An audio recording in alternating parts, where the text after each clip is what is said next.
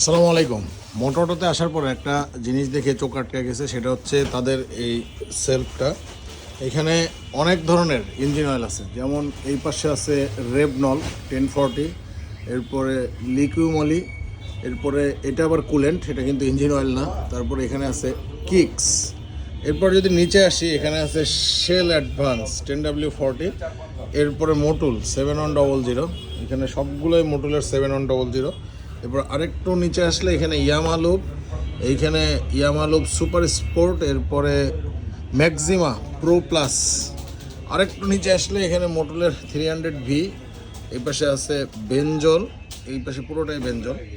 আর আরও নিচে আসলে এখানে আছে ইনিওস, এরপরে র্যাপসল, এরপরে ইয়ামালুপ, এই পাশে আরেকটা বেনজল।